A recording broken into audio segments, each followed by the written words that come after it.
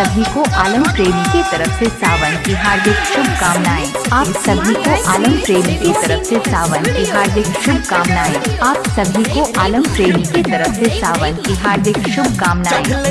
गाना मिक्स बनाने के लिए संपर्क करें मिस्टर आलम प्रेमी को।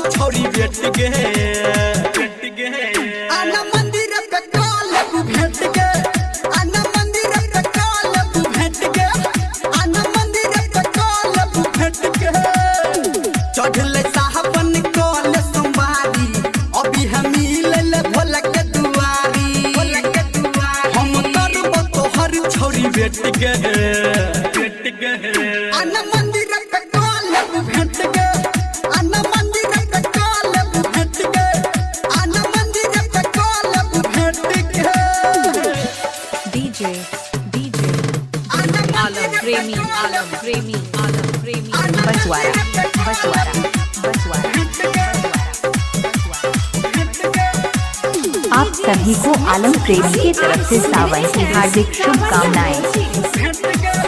गाना मिक्स बनाने के लिए संपर्क करें मिस्टर आलम प्रेमी को।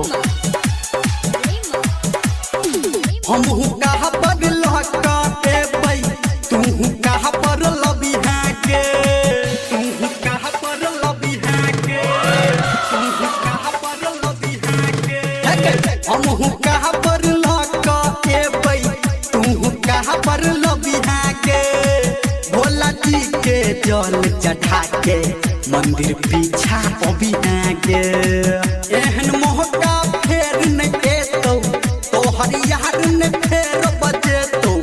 एहन मौका फेर न एतौ तोहर यार न फेर बजेतौ। आगा पीछा न कोडी हाथ डेट गे आना मंदिर पे काल भेट गे।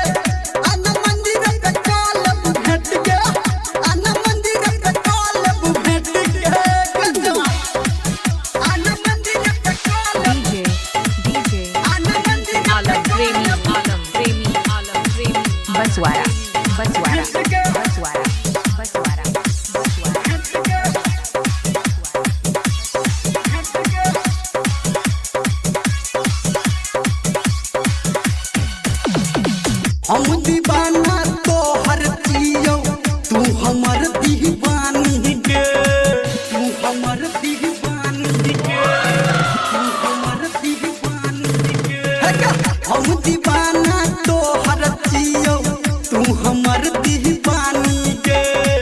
आई बेर पार लगे तो गोरकी अपन भोला दानी गे। कर तो फोन जब धर्मेंद्र संजय गौतम के अंदर कर तो फोन जब धर्मेंद्र संजय गौतम के अंदर तब कदी हन जाता तू लेट गे। अन्ना मंदिर पे काल भेट गे। अन्ना मंदिर पे काल भेट गे। अन्ना मंदिर पे काल भेट गे। चढ़ले साहबन काल संवारी अभी हम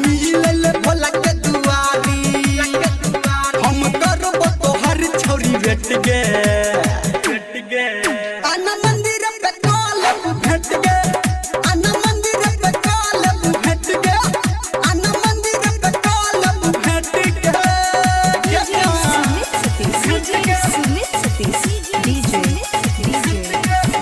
आलम प्रेमी बसवारा बसवारा बसवारा बसवारा बसवारा।